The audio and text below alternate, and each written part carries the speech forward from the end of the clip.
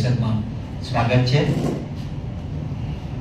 આપણી વચ્ચે કોંગ્રેસ વર્કિંગ કમિટીના સદસ્ય, પૂર્વ સાંસદ અને એઆઈસીસીના સંયુક્ત ટ્રેઝરર એવા સન્માનીય વિજય ઇન્દર સિંઘલાજી આપણી વચ્ચે ઉપસ્થિત છે. તેઓ આપની સાથે પત્રકાર પરિષદને સંબોધન કરશે નેશનલ હેરાલ્ડના મુદ્દે. સાથે અમારા સાથી મહામંત્રી ગુજરાત પ્રદેશ કોંગ્રેસના નઈમ મિર્જાજી, એઆઈસીસીના જોઈન્ટ સેક્રેટરી નિલેશભાઈ પટેલ, મારા સાથી પ્રવક્તા ભાઈ શ્રી હિરેનભાઈ બેનકર પણ આ પત્રકાર પરિષદમાં ઉપસ્થિત છે. હું વિનંતી કરું છું વિજય ઇન્દર સિંઘલાજીને કે તેઓ આજની પત્રકાર પરિષદને સંબોધન કરે. સન્માનીય વિજય સિંઘલાજી. धन्यवाद मनीष भाई. सबसे पहले मैं सभी साथियों का धन्यवाद करना चाहता हूं कि आज इस प्रेस वार्ता के लिए आपको आमंत्रित किया गया और आप सबने अपना वक्त निकाला और आपका धन्यवाद करता हूं. पंजाब से आता हूं, पार्टी के लिए काम करता हूं. पश्चात में भी आप लोगों से संवाद करने का अवसर प्राप्त हुआ. मंच पर कांग्रेस पार्टी के मेरे साथ वरिष्ठ नेतागण और यहाँ के प्रेस के सभी साथी, आज एक बहुत अहम मुद्दे को लेकर आपके बीच में आया हूं. आप सब जानते हैं कि नेशनल हेराल्ड के केस के बारे में जो भाजपा ने लंबे समय पर कांग्रेस पार्टी की हमारी सीपीपी की नेता सोनिया जी, हमारे लोकसभा के नेता राहुल गांधी जी के ऊपर जो चार्जशीट फाइल की है, उसके संदर्भ में आपसे बात करना चाहता हूं. आप सब लोगों के माध्यम से बहुत अच्छे प्रकार से जो कांग्रेस पार्टी का सेशन अहमदाबाद में हुआ, बहुत अच्छे तरीके से आप लोगों ने उसको अपने चैनल में, अपने अखबारों में कांग्रेस पार्टी की विचारधारा को, कांग्रेस पार्टी के रेजोल्यूशंस को बहुत अच्छे से लिखा, मजबूती से लोगों तक पहुंचाने का कार्य किया. मैं धन्यवाद भी करता हूं. और वही एक कारण था कि जब कांग्रेस पार्टी ने उस अधिवेशन के तहत इस देश के जो मुद्दे थे, राहुल गांधी जी ने, खड़गे साहब ने अधिवेशन के तहत लोगों तक उन मुद्दों को रखने की बात की, चाहे महंगाई की बात थी, प्राइस राइज की बात थी, किस प्रकार से हमारे देश के प्रधानमंत्री अमेरिका में जाकर ट्रंप के साथ एक नजदीकी रिश्ते की बात करते हैं और जब व्यापार की बात आती है तो किस प्रकार से टैक्स हमारे लोगों के ऊपर लगता है, किस प्रकार से आपने देखा जब बीजेपी की सरकार इस देश में आई, शिक्षा, स्वास्थ्य, बेरोजगारी को खत्म करने का बदलाव इस देश में लेके आने की बात रखी और किस प्रकार से बीजेपी की सरकार चाहे प्रदेश के अंदर है चाहे देश के अंदर, उन्होंने इन मुद्दों से अपनी आंखों को दूर किया. और आपको यह भी याद होगा कि जब पहली बार बीजेपी की सरकार देश में बनी तो अगर नरेगा जैसा कानून जो कांग्रेस लेकर आई थी, उसके अंदर भी बजट के एलोकेशन के अंदर कटौती की गई. सोच किस तरह की है? आज देश के अंदर विभिन्न मुद्दे हैं, महंगाई का मुद्दा हो, लोगों की को जो कमजोरी महसूस हो रही है, बेरोजगार युवाओं को जो रोजगार का वादा था वो नहीं मिल पा रहा, वो सभी मुद्दों को भड़काने के लिए नेशनल हेराल्ड जैसे केस, जो कि एक बंद हुआ केस था.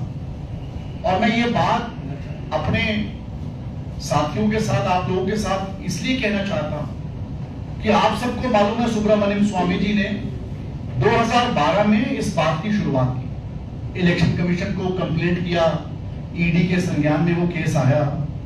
पर आपको ये बताकर मैं जरूर बताना जरूर चाहता हूं कि सबसे पहले इलेक्शन कमीशन ने ही इस केस को खारिज किया, और खारिज ही नहीं किया, यह भी कहा कि अंडर सेक्शन 29B और 29C के तहत कोई भी राजनीतिक दल अगर उसके पास कुछ पैसा है वो अपने पार्टी के कार्य के लिए उसको खर्च कर सकता है, तो इसके लिए इस केस के अंदर कोई जान नहीं।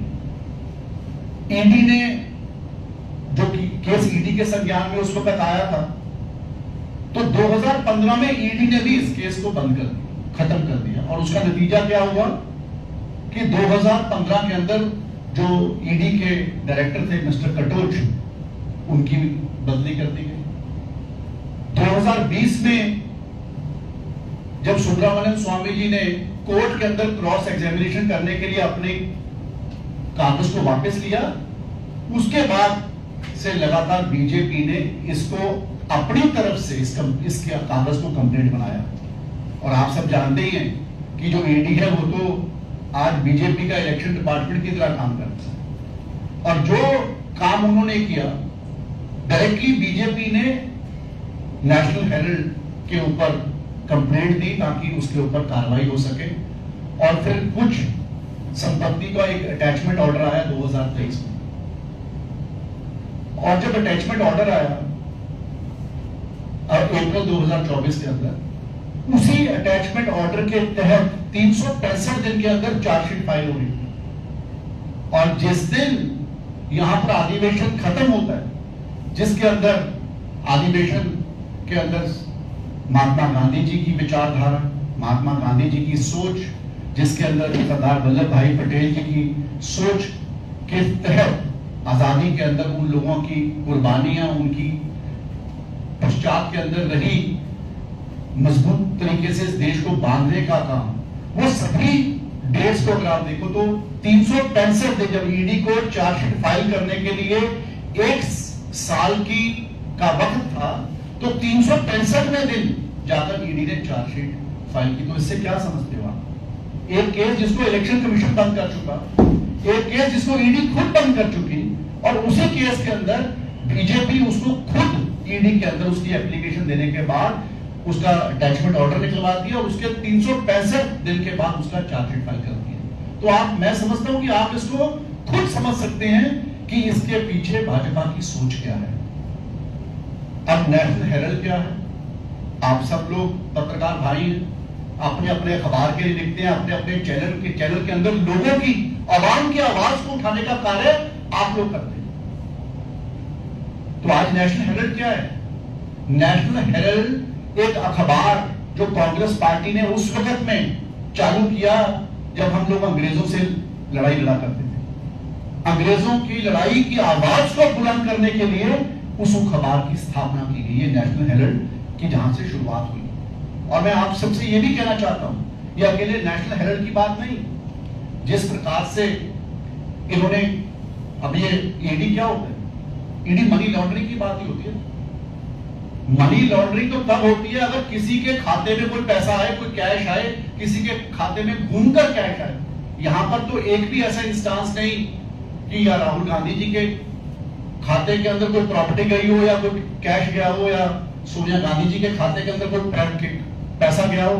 और आप सब तो ये भी जानते हैं, ये तो आंकड़ा कंप्यूटर के ऊपर मालूम पड़ता है कि भाजपा ने जो विपक्ष पार्टी के नेतागण हैं उनके ऊपर ईडी के पर्चे दर्ज किए। और अगर आज ईडी का अगर हम कोई देखते हैं कि कितने केसेस के अंदर वो लोगों को पकड़ पाए, तो सिर्फ 1% लोग हैं, जो 1% उसका आंकड़ा है जिसके अंदर ईडी का कोई एक्शन किसी के ऊपर हो चुका है। अगर कोई कन्विक्शन रेट की बात करें ना, तो कन्विक्शन रेट सिर्फ 1% आता है। 98% केस जो लोगों के ऊपर, राजनीतिक लोगों के ऊपर, दूसरी पार्टियों के ऊपर दर्ज किए गए हैं या उनकी इंक्वायरी खोली गई है, उसके ऊपर कोई भी कन्विक्शन आज तक नहीं हो पाया। जहां तक नेशनल हेराल्ड की मैं आपसे बात कर रहा हूं, 1937 के अंदर नेशनल हेराल्ड अखबार, जो कि अंग्रेजों के खिलाफ जो लड़ाई चल रही थी, उस आवाज को बुलंद करने के लिए जिसकी शुरुआत की गई। और किन लोगों ने शुरुआत की? वो देश के लोग, वो लोग जिन्होंने देश की आजादी के लिए कुर्बानियां दी, देश की आजादी के अंदर अहम भूमिका निभाई।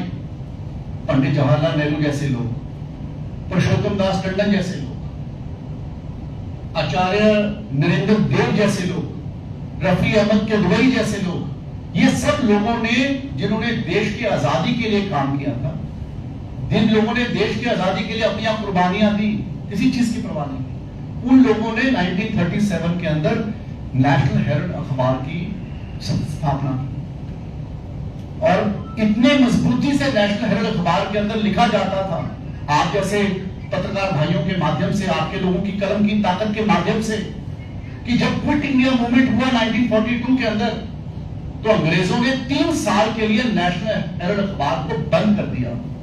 1942 से लेकर 1945 तक नेशनल हेराल्ड अखबार बंद रहा, क्योंकि अंग्रेजों ने उसके अंदर जब आजादी की लड़ाई की बात लिखी जाती थी उसे बर्दाश्त नहीं। और ये उसी वक्त है 1938 के लगभग, जब एसोसिएटेड जर्नल्स लिमिटेड के नाम से एक कंपनी को हमने फॉर्म किया, ताकि एक ही सोच थी कि जिस विचारधारा को, जिस आजादी की लड़ाई को की आवाज को बंद करने का काम अंग्रेज लोग कर रहे हैं, वो कभी बंद ना हो सके। और मैं ये बात आप सबसे जरूर कहना चाहता हूं कि जो एसोसिएटेड जर्नल्स लिमिटेड के बारे में कहा जाता है, बहुत बड़ी बड़ी बातें सोशल मीडिया में भाजपा के लोगों के बारे में कही जाती हैं। मैं आपसे कहना चाहता हूं कि 6 प्रॉपर्टी एजीएल के नाम पे खड़ी है और उसमें से 5 प्रॉपर्टी लीज प्रॉपर्टी है और एक ही प्रॉपर्टी फ्री होल्ड प्रॉपर्टी है जो लखनऊ में है। बाकी जो प्रॉपर्टी कोई इंदौर में है, चाहे मुंबई में है, चाहे दिल्ली में है, चाहे पंचकुला में है, जहां पर से आज भी अखबार छपता है, चाहे उर्दू का अखबार कौमी आवाज की बात हो, चाहे नवजीवन की बात हो, चाहे नेशनल हेराल्ड की बात हो, ऑनलाइन छापने की बात हो, क्योंकि यह भी हमारे संविधान के अंदर लिखा है कि हमें जो लोगों ने आजादी के लिए लड़ाई लड़ी, जो आजादी की लड़ाई के वक्त की आवाज थी, उसको बुलंद करने की जिम्मेदारी भी हम सब लोगों की है। तो आज अगर ये सभी एजीएल की जो प्रॉपर्टीज हैं, जिसके अंदर से कोई पैसा कोई आदमी के खाते में, कोई प्रॉपर्टी किसी के खाते में नहीं गई, ये मैं आपको इसलिए स्पष्ट करना चाहता हूं क्योंकि जब एजीएल चला, जब एजीएल कंपनी बनी, तो चलते चलते कई बार अखबार कमजोर हो जाता है। आप तो इसको बहुत अच्छे तरीके से समझते हैं कि कई बार अखबार को मदद करने के लिए हम बाहर से भी पैसा लेते हैं। तो एजीएल तो जब कमजोर हुआ, उसको प्रोटेक्ट करने की बात थी, क्योंकि जो लोग एजीएल के अंदर अपनी कलम से लिखा करते थे, कोई एडिटर था, कोई पत्रकार भाई था, कोई और पार्टी एजीएल के लिए काम करता था, उन लोगों के बकाया खड़े होने शुरू हो गए, चाहे उनका बिजली के बिल खड़े हो गए दफ्तर के।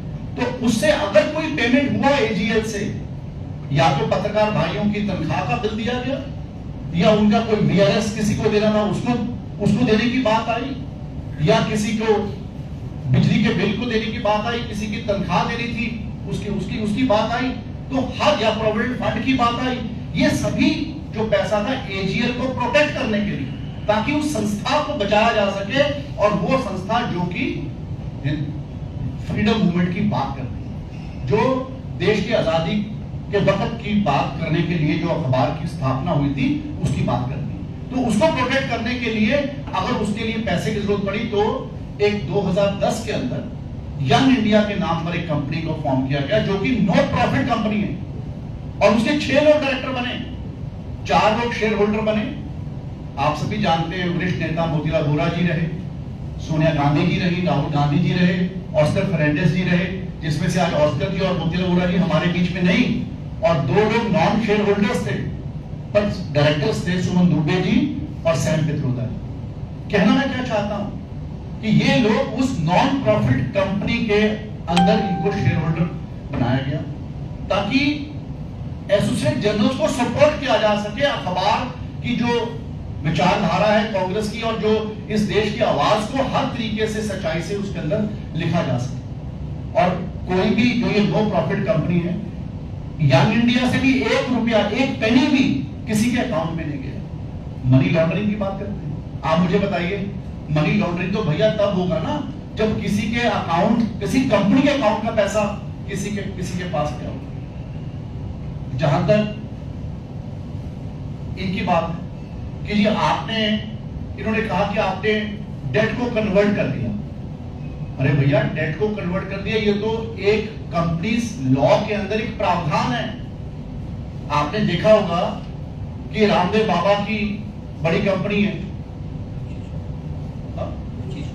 नहीं, रुचि सोया की तो कंपनी डूब रही, ठीक है।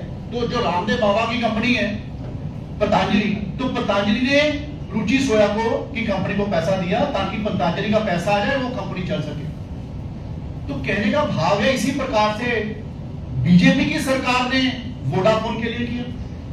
वोडाफोन की कंपनी का डेट को कन्वर्ट करने की जब बात आई तो उसके अंदर बीजेपी की सरकार ने उसको पैसा दिया ताकि वो कंपनी भी बच सके और वो कंपनी भी चले, ताकि वो एक स्पेक्ट्रम जब हुआ था तो उस वक्त का एक लॉ कानून बना था कि हमें उस कंपनी के अंदर गवर्नमेंट को स्टेक ले लेना चाहिए।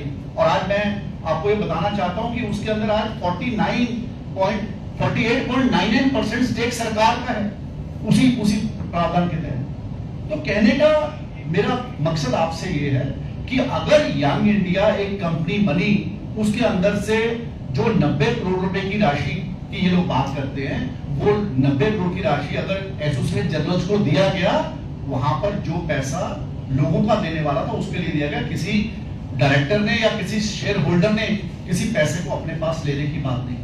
तो कहना मेरा आप सबसे मेरा अनुरोध ये है, आप सब जानते हैं कि जब भी कोई अखबार चलता है, कोई चैनल चलता है, उसको सरकार से सपोर्ट मिलती है, पर हमने बीजेपी वाला काम कभी नहीं किया। आज आप देख लो केरला के मलयाली अखबारों के अंदर मध्य प्रदेश और छत्तीसगढ़ की सरकारों के पैसे से विज्ञापन दिए जाते हैं। आप मुझे बता दो, पंचजन्य अखबार है, ऑर्गेनाइजर है और साथ में बीजेपी का तरुण भारत है, क्या उसके अंदर विज्ञापन के लिए पैसा नहीं दिया जाता? क्या उनको गवर्नमेंट का सपोर्ट नहीं मिलता? हर अखबार को गवर्नमेंट के सपोर्ट की जरूरत होती है।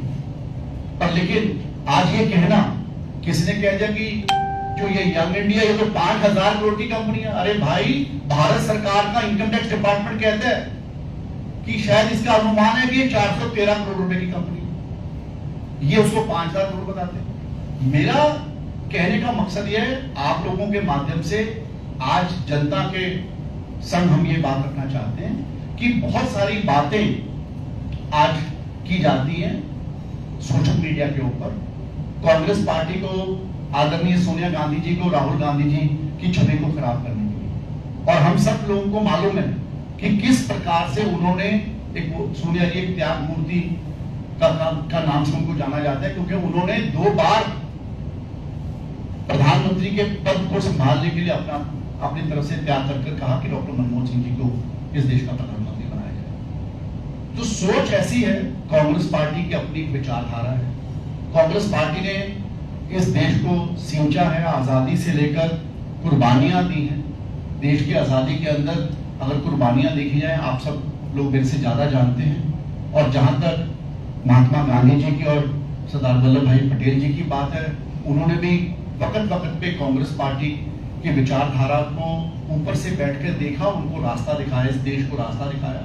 तो आज सबसे अहम बात यह है कि कांग्रेस पार्टी जोरदार तरीके से कानूनी लड़ाई लड़ेगी, लेकिन लोगों के संज्ञान के अंदर हम ये लाना चाहते हैं कि चाहे वो यंग इंडिया हो, चाहे वो एसोसिएट जर्नल्स हो, कोई भी पैसा, 1 रुपया भी कभी किसी के पास वहां से गया नहीं है, कोई प्रॉपर्टी ट्रांसफर नहीं हुआ। चाहे राहुल गांधी जी की बात हो, सोनिया गांधी जी की बात हो, प्रियंका गांधी जी की बात हो, उनके परिवार की बात हो, किसी की बात हो, कोई पैसा इस जगह से किसी के पास नहीं गया है। और ये जो बीजेपी की हर वक्त झूठ बोलकर जो देश के अंदर आज अहम मुद्दे हैं, उन मुद्दों से लोगों का ध्यान हटाने के लिए आज 365वें दिन आकर एक चार्जशीट फाइल कर दिया। हम जहां पर सड़क पे लड़ाई लड़ने की बात आएगी वहां पर भी लड़ेंगे। कांग्रेस पार्टी डरने वाली नहीं, ना कांग्रेस पार्टी कभी पहले डरी है, ना आने वाले वक्त में डरेगी। ठीक है, आज बीजेपी को सत्ता मिली, लेकिन बीजेपी की सत्ता के अंदर आज आम आदमी कहां जा रहा है? बड़े उद्योगपतियों का तो कर्जा माफ हो रहा है, जो छोटा जो उद्योगपति है उसका क्या हो रहा है?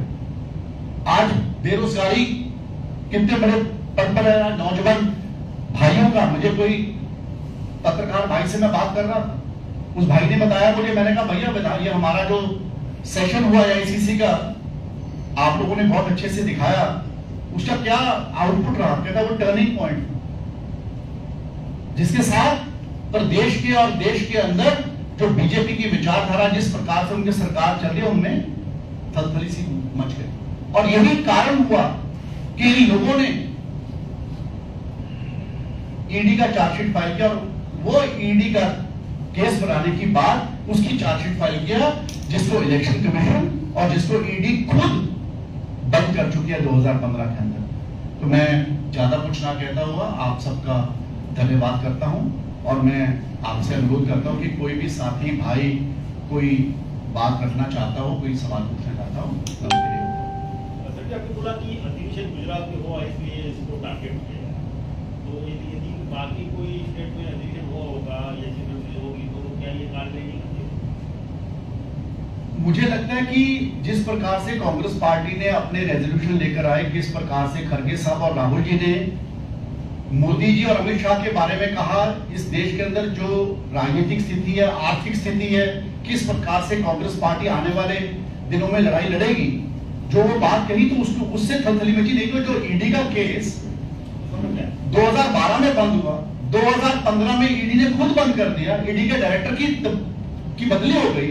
उसके बाद सुब्रमण्यम स्वामी ने कोर्ट के अंदर क्रॉस एग्जामिनेशन को वापस ले लिया, और 2021-22 में बीजेपी खुद ईडी को कंप्लेंट देती है, और उसके अंदर जब ईडी चार्जेस फ्रेम करने के लिए अटैचमेंट ऑर्डर 2024 में निकाल दिया 8 अप्रैल 2024 को, तो एक साल के बाद 365 दिन के बाद 9 अप्रैल 2024 को ही क्यों चार्जशीट फाइल होती है, जब यहाँ पे अधिवेशन बंद हो गए? तो ये मुद्दे इंपॉर्टेंट है या जो जगह हमारे लिए मुद्दा इंपॉर्टेंट है। अहमदाबाद की बात मैं इसलिए कह रहा हूं, अहमदाबाद की बात मैं इसलिए कह रहा हूं, यहाँ पे वहां पर गांधी आश्रम के अंदर प्रेयर मीटिंग हुआ ना, आप सब लोग वहां पर थे, ये कितनी श्रद्धा से हुआ, सदाकत आश्रम के अंदर कितनी श्रद्धा से हुआ, कितने मन से हुआ। तो यहाँ मेरा भी राजनीतिक करियर इस प्रदेश से बना है। मुझे भी राजनीति के अंदर सबसे पहले जिम्मेवारी इस प्रदेश की मिली थी, और मैं समझता हूँ कि इसकी एक अपनी मर्यादा है, जहां पर महात्मा गांधी और सरदार वल्लभ भाई पटेल जैसे लोग जिन्होंने कांग्रेस की अध्यक्षा की। पर लेकिन आज क्या हो रहा है देश के अंदर, प्रचार के तहत ये कहा जा रहा है कि कांग्रेस इस देश के लिए कुछ नहीं किया। आज शिक्षा का कानून आया तो कौन लेके आया? आज भूमि अधिग्रहण बिल आया तो कौन लेकर आया? तो कहने का मकसद ये है, ये ठीक है कि उनकी सरकार है, उनके पास फाइनेंशियल पावर है। आज शेयर मार्केट का क्या हाल हो रहा है, जैसे गुजरात ग्रो कर रहा था, आज शेयर मार्केट का क्या हाल हो रहा है? तो कौन दब रहा है? छोटा आदमी दब रहा है, छोटा कारोबार करने वाला, व्यापार करने वाला आदमी दब रहा है। तो मेरा आपसे कहना यह है कि जो सेशन हुआ, सेशन के अंदर इस देश के जनता के साथ जुड़े हुए जो मुद्दे थे देश के, उनको जब खड़गे साहब और राहुल जी ने जोर से रखा, तो उनके पास कोई और बात नहीं रही। उनके पास वही ईडी का केस आया जो 2012 में बंद इलेक्शन कमीशन ऑफ इंडिया ने किया, 2015 में उस केस को ईडी ने खुद बंद किया। उसके बाद सुब्रमण्यम स्वामी ने 2020 के अंदर और 21 के अंदर कोर्ट से वापस लिया क्रॉस एग्जामिनेशन, और उसके बाद भाजपा ने खुद उसको ईडी के अंदर उसकी पेशकश की, और उसके बाद उसका एक साल पहले जो अटैचमेंट ऑर्डर आया था, उसके 365 दिन होते हैं एक चार्जशीट फाइल करने के लिए, तो आखिर वाले दिन ही क्यों उसको फाइल किया गया? तो आप टाइमिंग समझ सकते हैं। सिंह जी, एक क्वेश्चन है, आप बोलते हैं जो कि इस तरीके से, लेकिन ईडी का कानून आप ही लाए थे, कहीं ना कहीं संशोधन करने में भूल रह गया था आप लोगों को? नहीं, कोई संशोधन, मैं ईडी के कानून की बात नहीं कर रहा। हाँ, मैं किसी संस्था का कोई कानून बनाने उसकी बात नहीं कर रहा, मैं तो उसके उपयोग की बात कर रहा हूँ। हाँ, लेकिन आज ईडी का जो डर पूरे देश में लोगों के मन में रहता है, तो वो तो सरकार के हिसाब से काम कर, तो इसके लिए वो जब डर रहता है तो वो लोग वो बात कर रहे हैं।